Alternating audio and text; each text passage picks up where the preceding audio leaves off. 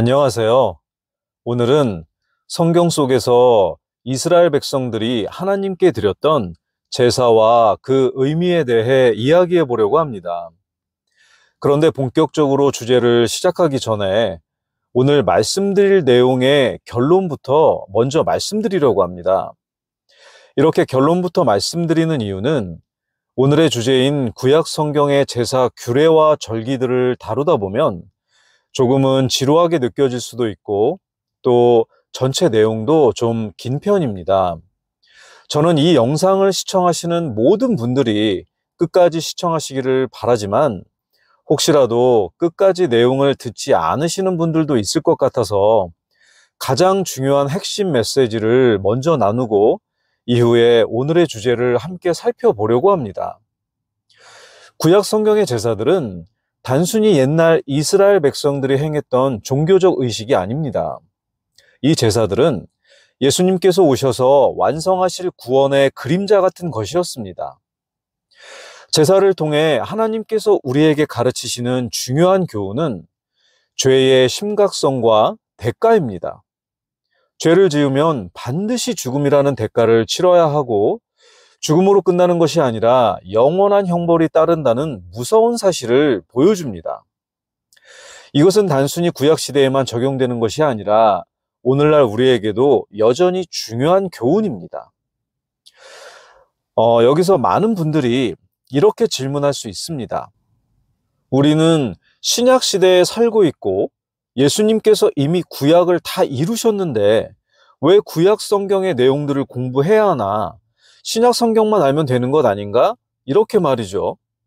하지만 신약 성경을 더 깊이 이해하기 위해서는 반드시 구약 성경을 알아야 합니다. 구약은 신약의 기초이기 때문입니다. 로마서 15장 4절에서 사도 바울은 이렇게 말합니다. 무엇이든지 전에 기록된 것은 우리의 배움을 위하여 기록되었으니 이것은 우리가 성경 기록들이 주는 인내와 위로를 통해 소망을 가지게 하려 함이니라. 이 말씀처럼 구약 성경은 단순히 옛날 이야기가 아니라 오늘날 우리의 삶에도 교훈과 위로 그리고 소망을 주는 하나님의 말씀입니다. 구약 성경을 공부하면 신약 성경이 훨씬 더 잘 이해되고 복음이 얼마나 놀라운 하나님의 계획인지 알게 됩니다. 구약 성경에서 나타난 제사 제도와 율법은 예수님께서 십자가에서 완성하신 구원의 그림자입니다. 예수님께서 이 땅에 오셔서 하신 사역은 구약 성경에서 이미 철저히 준비되고 예언된 것이었습니다. 따라서 구약 성경을 알면 신약 성경의 복음이 얼마나 깊고 풍성한지 깨달을 수 있습니다. 그리고 구약 성경은 단순히 율법과 규례만 담고 있는 책이 아닙니다.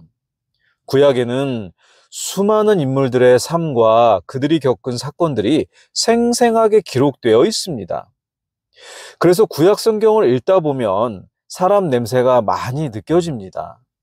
저는 개인적으로 참 좋더라고요. 성경 속의 위대한 인물들도 우리처럼 실수도 하고 죄를 짓기도 합니다. 다윗처럼 하나님 마음에 합한 사람도 큰 실수를 저지르기도 하고 또 회개를 통해 하나님과의 관계를 회복하기도 합니다. 반면에 어떤 사람들은 하나님께서 회개할 기회를 주셨음에도 그것을 거절하고 끝내 멸망하기도 합니다. 이 모든 이야기는 우리가 살아가면서 겪는 실수와 회개 그리고 하나님의 은혜를 배우게 합니다. 구약 성경은 단순히 역사가 아니라 오늘날 우리에게도 적용되는 귀한 교훈과 지혜를 담고 있습니다. 특히 구약 성경에서 중요한 제사 제도를 보면 하나님께서 죄와 구원에 대해 얼마나 명확한 메시지를 주셨는지 알 수 있습니다. 제사의 과정은 죄의 심각성과 대가를 분명히 보여줍니다. 예를 들어 번제를 살펴보면 죄를 지은 사람이 깨끗하고 흠없는 동물에게 자신의 죄를 전가합니다. 사람은 동물의 머리에 안수하며 자신의 죄를 옮기고 그 동물을 대신 죽입니다. 이는 죄의 대가가 반드시 죽음이라는 것을 보여줍니다. 하지만 여기서 끝나지 않습니다. 희생제물은 죽은 후에도 완전히 불태워져 재가 될 때까지 태워집니다. 이 과정은 죄의 결과가 단순히 죽음으로 끝나는 것이 아니라 영원히 꺼지지 않는 지옥불에서의 형벌로 이어진다는 것을 가르칩니다. 이는 하나님의 거룩하심과 죄의 심각성을 분명히 드러내는 동시에 죄를 해결하기 위해 예수님께서 오셔야 했음을 보여줍니다.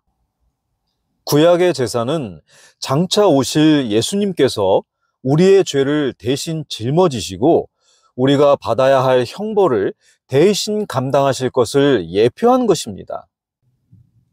구약 성경은 단순히 과거의 기록이 아니라 오늘날 우리의 삶에도 큰 영향을 미칩니다. 이스라엘 백성의 실패와 회복, 다윗과 같은 믿음의 인물들의 이야기, 하나님의 놀라운 기적과 약속은 우리가 살아가면서 겪는 많은 상황에 지혜와 교훈을 줍니다. 또한 하나님께서 죄를 얼마나 심각하게 여기시는지 깨닫게 하고 동시에 죄인을 사랑하시고 구원하시기 위해 얼마나 놀라운 계획을 준비하셨는지도 알게 합니다.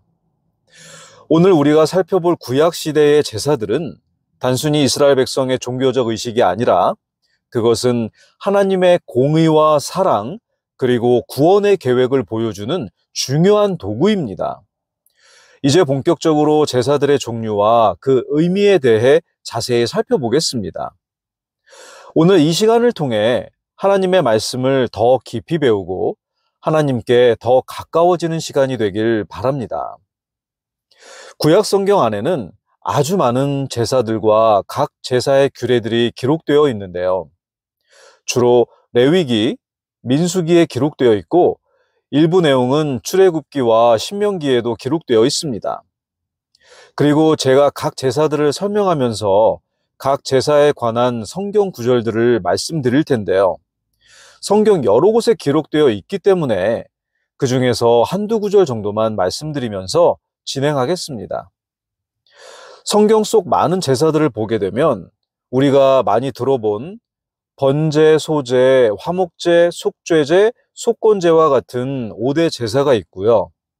그 다음에는 절기와 연관된 제사들과 정기적으로 드리는 제사들, 그리고 상황별로 드리는 제사들, 그리고 특별한 서원과 헌신 관련 제사들이 있었습니다.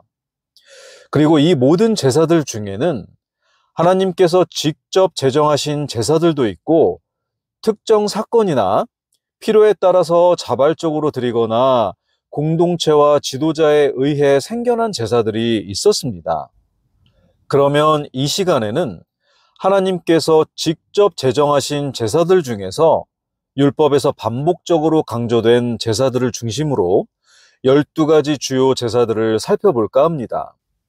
하지만 그 전에 제사를 드릴 때 특별한 방식들인 전제, 화제, 거제 요제에 대해 먼저 간단히 알아본 뒤 이 이해를 바탕으로 주요 제사들에 대해 구체적으로 이야기해 보겠습니다. 첫 번째로 전제는 민수기 15장 5절에서 10절에 기록되어 있습니다. 전제는 포도즙을 하나님께 붓는 의식으로 헌신과 희생, 삶 전체를 하나님께 드리는 것을 상징합니다. 번제, 소제, 화목제 등 다른 제사와 함께 드려졌습니다. 제사 드리는 방법은 포도즙을 제단 위에 붓습니다.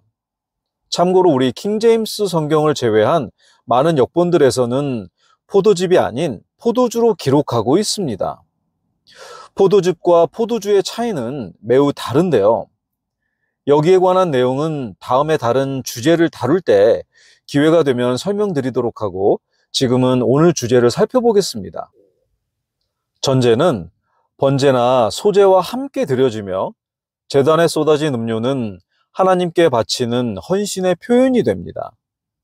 이 전제는 단독으로 드려질 수 없고 항상 다른 제사에 곁들여 드려졌습니다.